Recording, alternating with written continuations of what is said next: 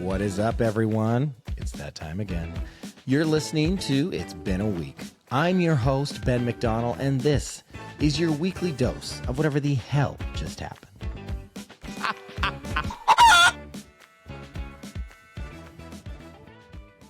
Hello, everyone. Welcome back to It's Been a Week.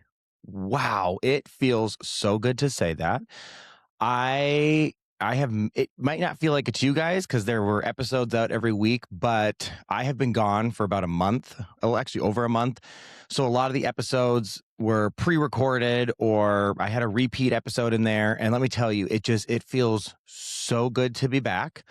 It feels weird. I'm like, wow, like trying to get back into the flow of things because normally I'm doing this every single week. And due to some really exciting stuff, I had to step away for like a month, like I said, and I did not at any point want to not have episodes out. So I had to pre-record stuff, which always feels not disingenuous, but it just feels, I don't know. I mean, It's Been a Week. We're supposed to talk about like the week or what's happening or just being very present and current. So to pre-record, it was weird. I was like, I don't know if I like that. I love doing this every week and coming on and just spilling whatever is on my mind. So I have missed you guys and I'm so glad to be back. Gone for a little bit. And I was like, I'm pretty sure people are going to think I'm going to rehab. Like for real, because I did not have my phone. I was off the grid. And I just was like, people for sure are going to think I'm gone to rehab. So I just want to clarify for the permanent record, I am still drinking. I'm enjoying my cocktails. I did not go to rehab and I'm back. So it feels so good to be back. You know, I had some really exciting projects that I'm working on. Some of which I'm going to share with you. Some, I know it's so annoying, but I cannot share some of the stuff due to just the nature of it all. But you will find out soon enough, and it is very exciting. And I promise this is not some stupid, like, trying to hype people up or trying to get them excited. And then it's like, really? That was it? I promise you, it's so cool. So that's exciting. I was in Palm Springs filming a movie. A gay cowboy movie, actually. And plot twist, I played the straight cowboy. So little juxtaposition on that. Which was so fun. And I think, I've been looking back. I've obviously been doing a lot of reflecting on this last, month because I've had a lot of time to myself. And for those of you that have listened for a while, I did a whole episode a while back on just rejection. And, when you think things are going your way and then they don't, or when you are so excited and if everything feels like it's falling into place and then it doesn't work out, or you've been working so hard at something and then it doesn't happen, and how much that sucks. So I think in that episode, I thought I came up with the saying rejection is redirection, which I think I found out is an extremely popular saying and has been said by a ton of people. But in that moment, I truly did think I had just discovered that was a wonderful saying. So looking back, I'm like, wow, that was only a couple months ago. And I was feeling so defeated. I was feeling so just down and feeling like everything I've been working at, everything I've been trying to do is nothing's happening and it's not working out. And it's funny how just if, you can feel that way and then all of a sudden everything can turn around. And those things that didn't work out, I'm looking back, which it's only been 2 months. And I'm looking back going, thank God those didn't work out. Thank God it did not work out that way. Because if those would have worked out, X, Y, and Z would not have been possible. And what has happened and what is coming up is so much more exciting and so better than what I was wanting then. So I'm just kind of like just having a moment where I'm like, whoa. Like I feel like, and it sounds so cliche and cheesy, but it's like whatever is meant for you will not pass you by. Someone told me that, like whatever is meant for you will not pass you by. And that can be so hard in the moment when you really want something and it's not happening and you're like, but that's what I want and it's passing me by. But it can all work out. So I'm very, very, very thankful. I'm so excited for what's coming up. And yeah, I'm being able to do what I love, which is so many things, honestly. And I feel like I feel like I'm Hannah Montana. I'm getting the best of both worlds. I'm getting to have my barrel racing and horse life. I'm getting to do my actor life. I'm getting to do this podcast. Like everything is somehow in this melting pot, and it's working. It's happening. So that's great. And yeah, I was in Palm Springs. I filmed this movie. And to be honest, this was another one of those situations where it didn't work out the way I had wanted it at first, but I'm so glad it did, because originally in this movie, I had gone out for the lead.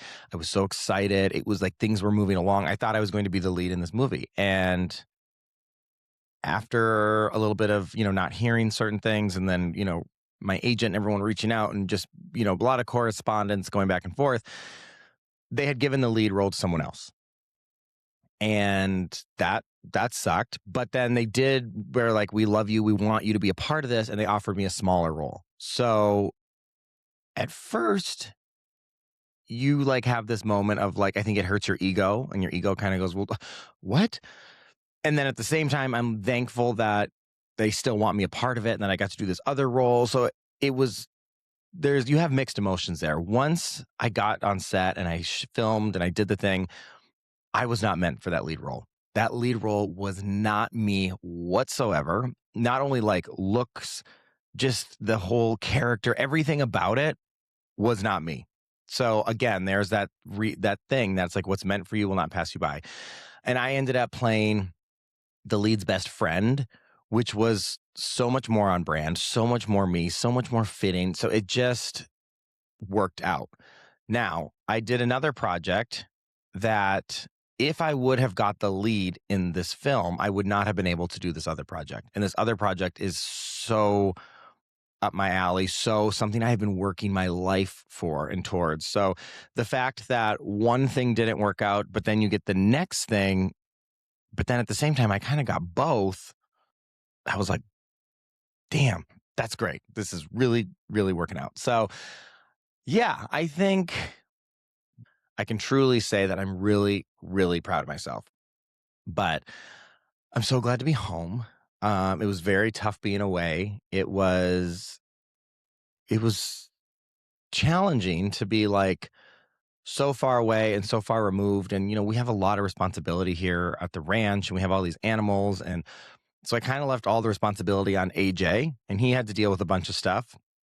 So we're going to actually hear from AJ today. AJ is going to be on here. We're going to talk about how he handled me being gone and what he's been working on and dealing with and all that fun stuff. But yeah, it just feels so good to be back. I'm so ready to get back into the flow of things. I have some amazing episodes coming up. I have some great guests coming up. You guys are going to love them. And as everything else unfolds, I'm going to be able to share more, and it's just going to be great. So super excited for that. And what else can I share? I did have one experience while traveling. And you guys know how I do at the airport. It's always something at these airports. It's like, I get to the airport. I upgraded my seat because I was not going to do a long flight in the back of the plane. I'm sorry. It's just not who I am, and it's not something I'm willing to do.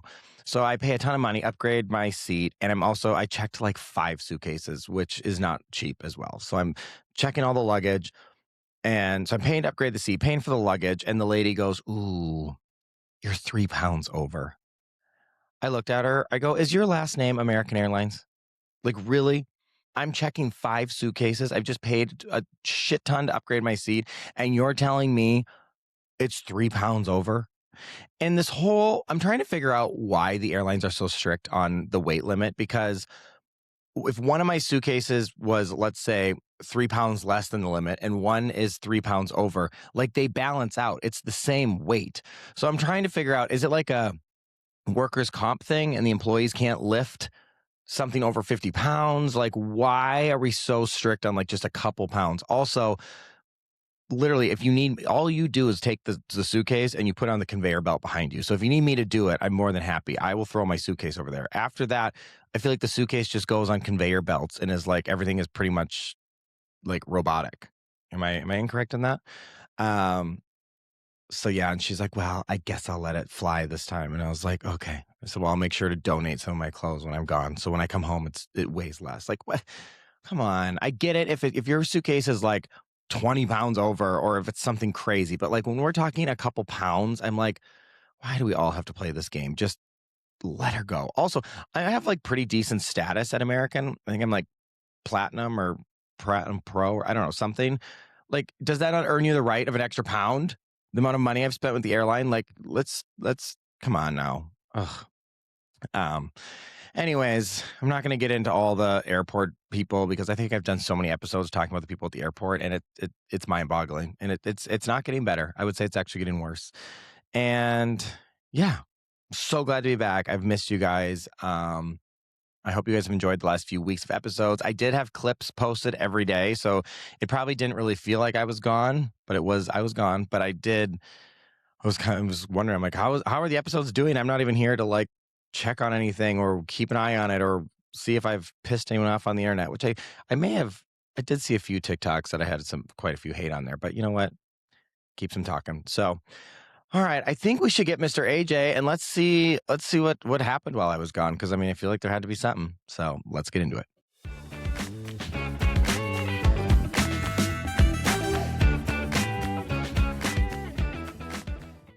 Hello, AJ. Welcome back. Welcome back to you. I feel like this has been a minute. This is the longest we've ever been apart. Longest we've ever been apart. Long time since we've done the podcast together now, it feels like. Yes. Long time. Yeah, definitely a long time. Did you miss me? Of course I missed you. No, but for real, I think since we've met 7 years ago, we've been apart, what, like 3 days maybe? Probably that might be the longest. Like 3 days, and then now it was a month. Yeah, it was crazy. So, how was it without me? I mean, it was, I'm sure for other people when they're apart from someone for that long, it's not the same because they don't have 60-something animals that they're taking care of every day. Right. So I think that, even when I was traveling more and you were home alone, like there's always something going on here. You know what I mean? Yeah, it's not like you're sitting around bored. No. And like, I think just the relationships that you have with animals, which mine are very deep,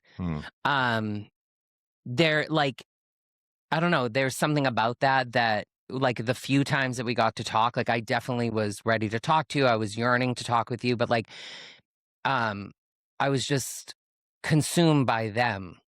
Yeah, it felt like when we talked, did you fill the tractor with diesel? Yeah. Did you fill the koi pond? Did you do this? How's this? Did you put hay out? Did you get this? Yeah. Did the dogs go to the groomer? Yeah. It was like a checklist. No, it was more like I spent 3 days in your pond trying to fix it because it doesn't work, Ben. And it was more like, here's this issue that I realized that we have that you just tell me it's fine. That's how it is. Fine. It's fine. Listen, I built the pond. Am I a pond builder? No. Are there some issues? Yeah.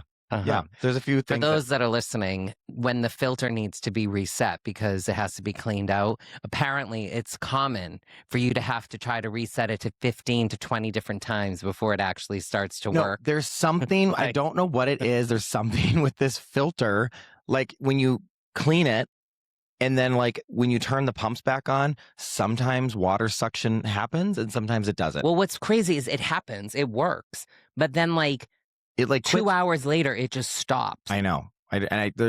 We need or it doesn't. We need like a scientist or like someone who knows physics to figure out why this doesn't work. But sometimes it will work and it just stays working for a month. And then sometimes it just doesn't. I don't know. Yeah, I know. That needs to get figured out. Because if there's any pond people out there, anyone who knows how to deal with, call us up. Koi ponds, filtration, anything like that? Of course I missed you. I think that, more of just the anticipation, because I know your schedule was a little variable of like trying to know when you were coming home. Like I was feeling that, obviously I wanted you to come home and like, you know me, like if I could make it special, I'd want to make it special. But like, I really didn't know when I'd be seeing you. Like I had an idea, but. Were you there when I got home? Sally.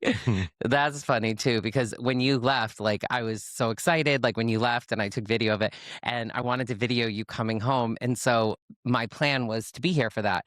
And I told you I got invited by our friend to go to their new development that they're going to be buying a house in. And there was this party and we went and I told her before, like, this is what's going down. I got to be home. And like, no problem, all good. And so then we get there and then you had your situation with the flight where you got stuck on it for like 2 hours. Well, this was crazy. So it was like an 11-hour flight. We land, we're like waiting to go to our gate. So another plane backs out of the gate and we pull in. We pull into the gate and they're like, yeah, the jet bridge is broken. Yeah, it's crazy. Which is the thing that you like. It's like wheel out the friggin' stairs. Just wheel it. Yeah, something. Yeah. So we get there and then they're like, yeah, it's broken. So we just keep sitting on the plane. Everyone's standing up. Everyone has got their luggage out from the overhead bins. Like we're all lined up, ready to get off the plane.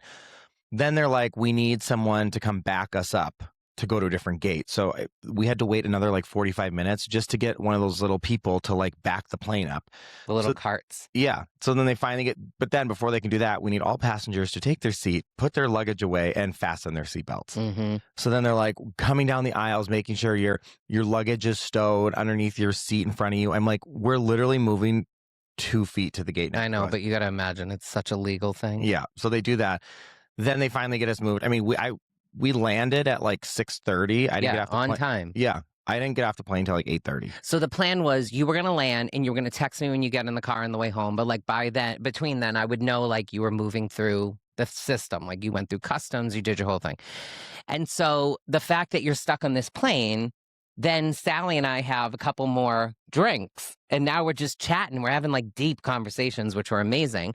And so then you finally, I don't know, at some point, I think you're still on the plane and we FaceTimed you. Were you on the plane when we FaceTimed you? No, I was in the car. The driver. Oh, right. Oh, right. So it's at that point, I'm like, where are you? And you're like, oh, I'm on my way or whatever. And I was like, oh, because I don't think you had texted me, or maybe you did and I didn't see it. And so then we FaceTimed you, and I'm still thinking, okay, like we could leave now and everything will be fine. But Sally and I both were like, it went from you like landing and stuck to like being 20 minutes away from home. And I rushed home and I got home just shortly after you, and I was kind of bummed about that. But I literally was like, oh, he's just saying this. And I thought, oh, there's going to be a surprise party. I thought people were going to be here. Oh, God. I was like, what has he got planned? And I get home and I'm like, hello? And there's just like Phil oinking at me. I'm like, okay, welcome home, Ben. Oh, that's funny. But my poor driver, too, because he was there when the flight landed. Oh, just had to wait. And he had to wait for like 2 hours for me. I was like, I'm sorry, buddy. Yeah, that sucks. But of course, you were very well missed. And it was great. It's great to have you home.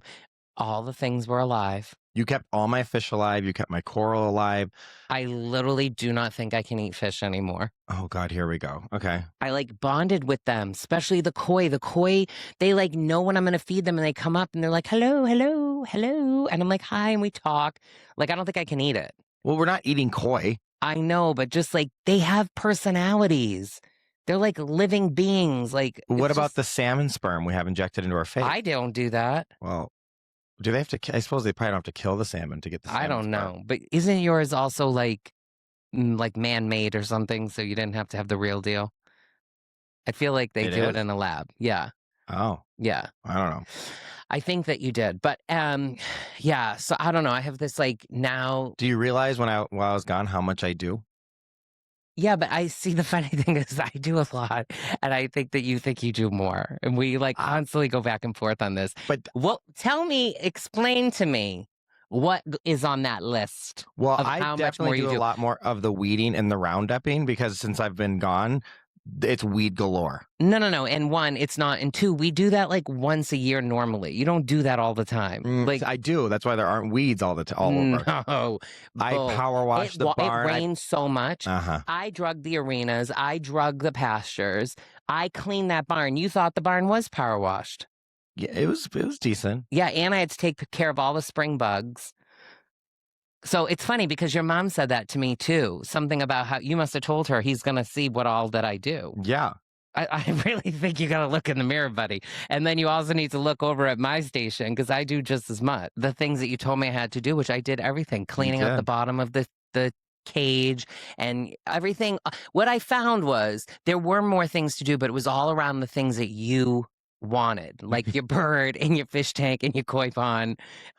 So, but I will say the fish tank, like I was expecting it to come home to kind of a shit show. It was clean. It was clean. Everything was in like nothing really died. I said to you yesterday, I'm like, why is the fish tank so dirty? Yeah. Because you got home and you didn't do shit with it. Well, I needed a few days to like re-enter into life. So I cleaned it yesterday. You did? Sure did.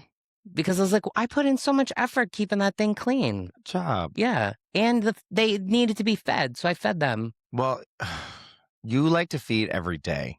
Well, things need to eat. Not fish. Sometimes it's your worst to feed them every day. I don't know Like about maybe that. like every other. I know you have that little system all set up and all that stuff, which, by the way, too, with the iPad, you have this system set up and you're like, here's this, he leaves me with this iPad and he's like, look at the iPad and check these things. So of course I check everything. But like I said to my father, I'm like, this has an error code. The one thing that like probably actually matters with the alkalinity and all this stuff. Oh yeah. And my That dad's like, oh yeah, he told me It's fine. it's fine. He's like, it's fine. My dad was like, he said it's fine. I'm like, then why am I looking at this? What else on there would I know? Well, the other funny thing is I don't know what you would have done. Like if something did go wrong. I mean, I gave you that one guy's number, but like I don't know what you would have done. Yeah. Yeah. So, But regardless, everything was alive. Everything was good. and before I wasn't really able to talk to you as much, I had realized that you forgot to do something because I was like, this isn't functioning correctly. Oh, right. And you were like, oh, yeah, I forgot to reset that. So that was a good win was good. before Yeah. you got deep into all your filming and stuff. And speaking of animals and feeding them every day, did someone tell you that the cow is way overweight? Oh, yeah. 2% is like so overweight. And they were like, we have to cut back his food. And I was like, well, how do you do that? And they're like, you just stop feeding him. And I was like, well, I can't do that. And they're like, wait, he free roams eating grass all day and has a hay bale and gets grain twice a day. And I was like, yeah, but we don't give him that much. And they're like, no. I was like, well, I can't take up the bale. I put out the bales all by myself. Yeah. We do have those extra ones out there because I couldn't get them up. I mean, it rained so much when you were gone. There was no way I could get those up. Yeah, They were like, everything is very green. yeah. And hence why there's a lot of weeds growing. And yeah, so apparently we need to pull back on his food. But how do we do that? I mean, they were like literally like, stop feeding him. You know it's not going to work. We'd have to quarantine him from Pistol. And he'll just sit and moo. And he'll just sit and moo because he's uncomfortable because he wants to eat. Which is why he's fat, because we gave into that. So what are the repercussions of him being overweight? He just won't live as long? Maybe like his little legs, poor little legs, got to carry around all that weight. But I feel like he's managing. Yeah, I think he's fine. Yeah, he's fine. It's fine. It's fine. It's fine. Yeah, but I was busy otherwise, like, you know, getting things done, getting deep into AI. I mean, while you were gone, the hantavirus kind of disappeared and then Ebola came into play. Oh. So like Ebola became the big thing that we had to be concerned about. And then the screwworms, which we still have to be concerned with, but these damn screwworms now are here.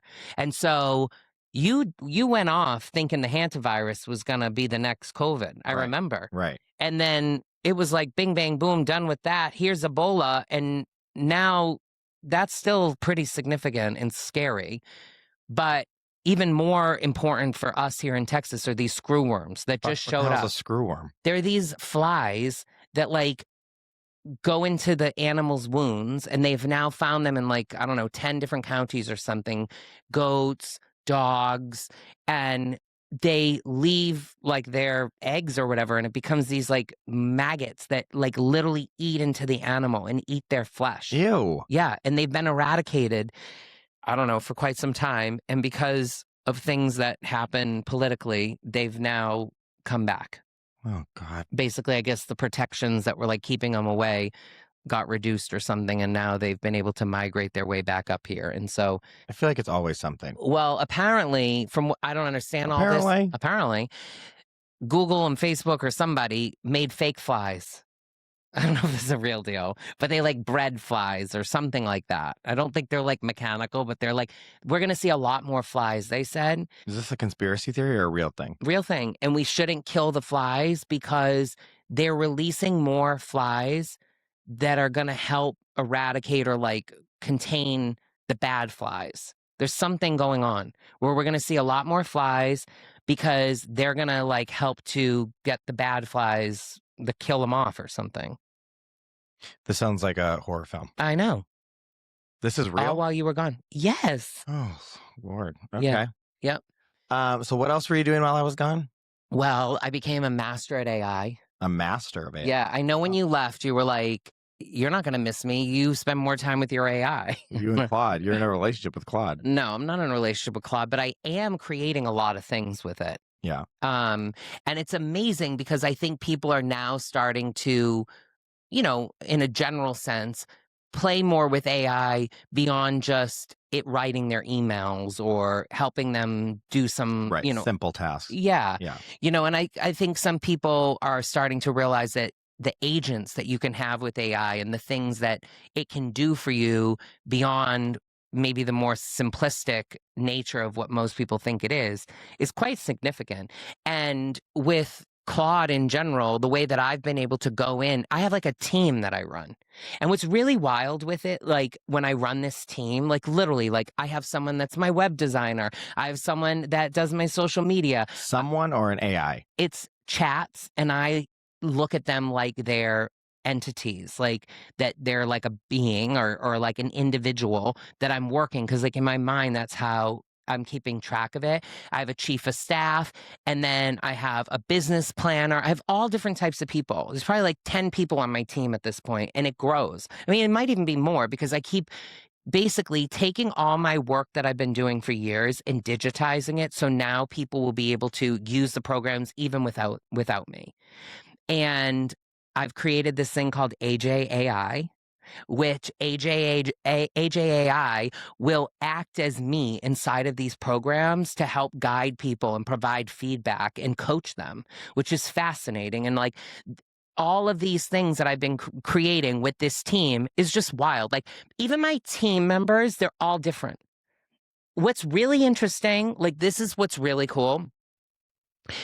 When you're using these chats, at some point the chats fill up, whether it's with too many images or too much information and data, and you got to start a new one. Mm-hmm. And I've had to do that a few times with my website chat. And each time that I have to move from one website chat to a new website chat, there's a transition that I do where like I ask it to help brief the new person.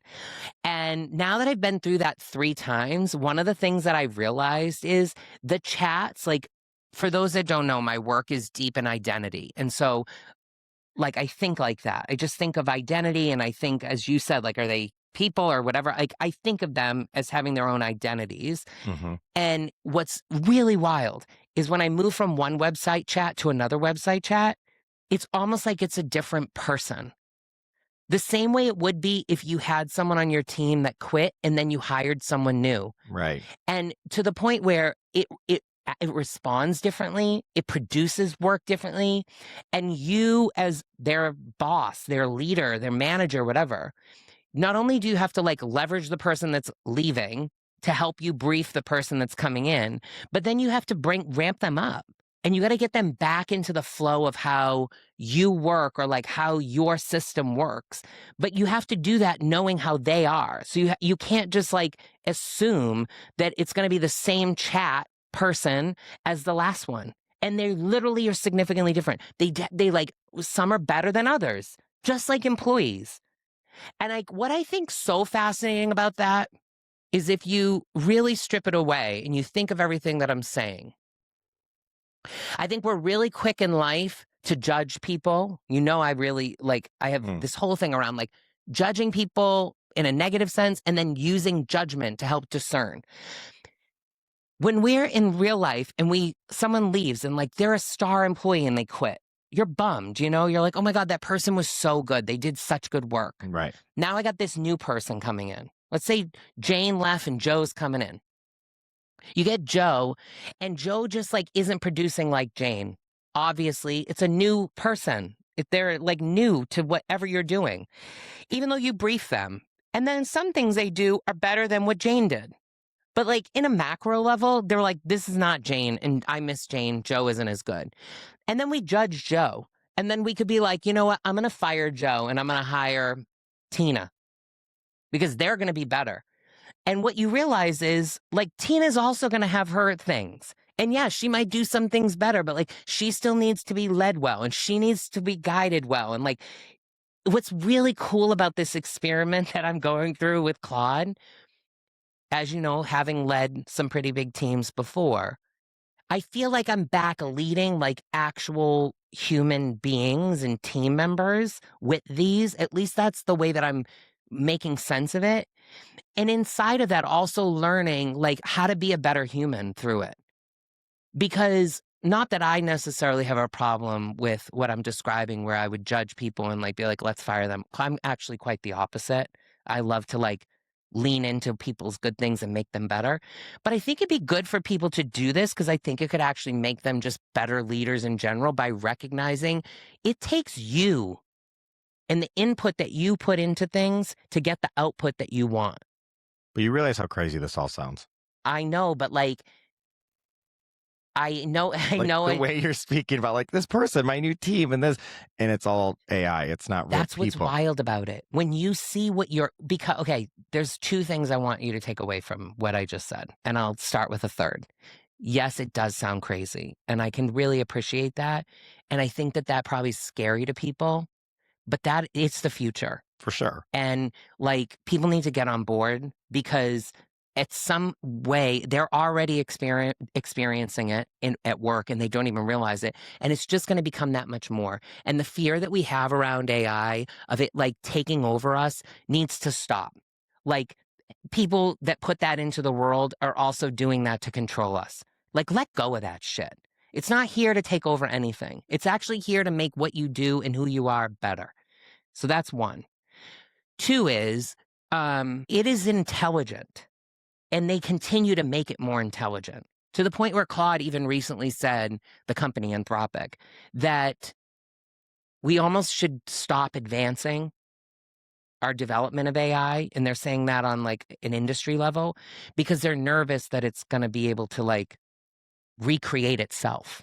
Like it will not require humans at some point because we're making it so smart. Mm-hmm. And so when you hear me talking about it in like the way that I am, it's because it is representing what we do in a lot of ways. There are fundamental things that we do as humans that this is now able to do.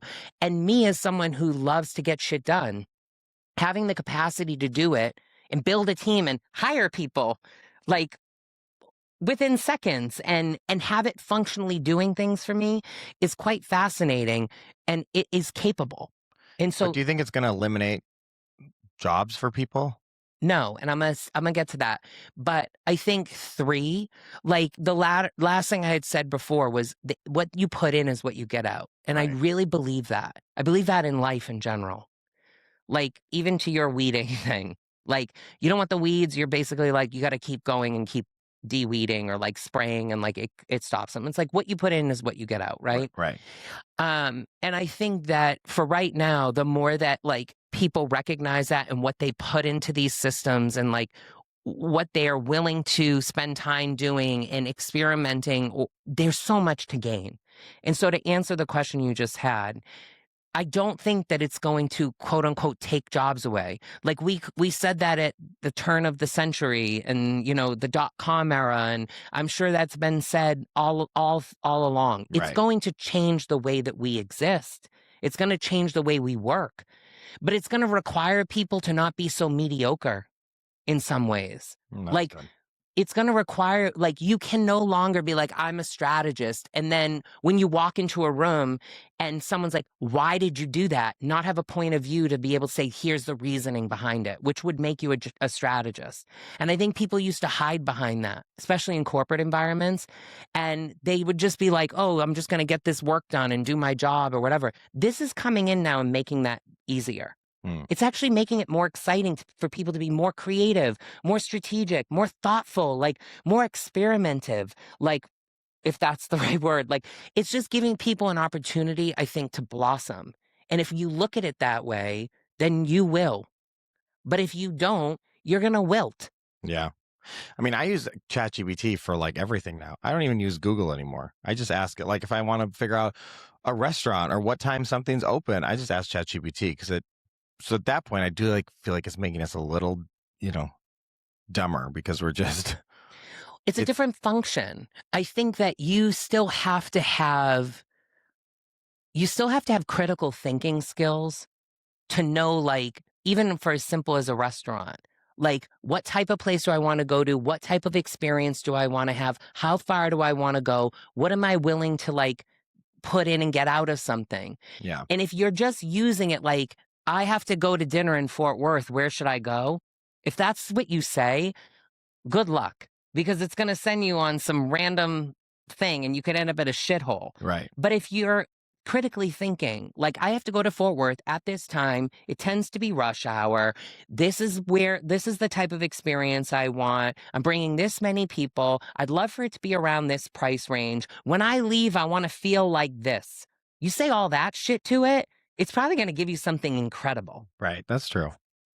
So AI, this is what you've been working on while I was gone the whole time? AJAI, you better watch out. That's what you spent all the time doing? I would say the majority of my time, as you know, with like Cassandra and everything in our phone calls, we just sit and we work. Yeah. And I made You also so got to go to much stuff. fun concerts without me. Oh my gosh. And Ruby got to come with me. Everyone heard Ruby on the podcast. It worked out wonderfully. She was my partner in crime for Demi Lovato, who was like such a good singer. Yeah. And you got to go to Machine Gun Kelly. I got to go to Machine Gun Kelly with Kelly and Ruby, and then a handful of other friends that went as well. And we had a wonderful time, and like, it was just so fun. So thanks. I know I was bummed. Those are two concerts that I've been looking forward to. Bought those tickets months ago, and I didn't get to go to either one of them, but that's okay. We have Hillary Duff coming up. We FaceTimed you from both of them, so you could have the experience. That's not quite the experience. I know, but thank you. But we have Hillary Duff coming up, which I think will be interesting. Yeah. I'm excited for Hillary Duff because I feel like she's having her moment right now that I think it's very nostalgic, and she's having this thing, but I don't know if it's going to continue. Like, I don't know if she's going to have more tours after this. That's why I feel like it's go now, experience it, do her whole Lizzie McGuire era, all her old hits, and I think it'll be fun. Yeah, it'll be interesting. I mean, the Demi Lovato concert, she's so talented. Like, her voice is exceptional. Yeah. And, you know, Machine Gun Kelly, like a whole different type of talent, like both of them. It's just been interesting. We've been going to a lot more concerts lately, and I think it's fun to go and see people perform because we get sucked into this world of just hearing these songs on the radio, or Ben loves to play a song and play it 10 or 20 or 100 times. Yeah. So like in the house, at some point I have to go up to him and be like, can you change the song? Because it's been on repeat for a day and a half. Listen, when I like a song, I like it, and I am obsessive of it, and then I usually, I wear it out. And I like that, like going to these experiences because the music industry, and here with AI, there's also Suno, and like I created some songs while you were away too, and like was experimenting in there. Like, it's so easy now to create things that sound amazing. I mean, there's that Melissa song. Yeah. That's not real. Or the Puerto Rico like song. The #1 song. Yeah. It's just wild. That when you go to concerts and you see real artists perform, it's enjoyable because there's sadly, hopefully not a disappointment because your expectations are not met because we're so accustomed to hearing things that are overly produced, but an appreciation where you're like, shit, like that's a real person up there doing that, right. Right. Which I love concerts. Yeah. So we have some other fun ones coming up. We have some vacations coming up. It will be an interesting summer. It's going to be a very interesting summer. Well, glad I'm back. Yes, we're all glad you're back. Glad you kept everything alive. I'm glad to be back on the podcast. And here's to what's next. I can't wait for everyone to see. I know. All right, everyone. I will see you next Tuesday.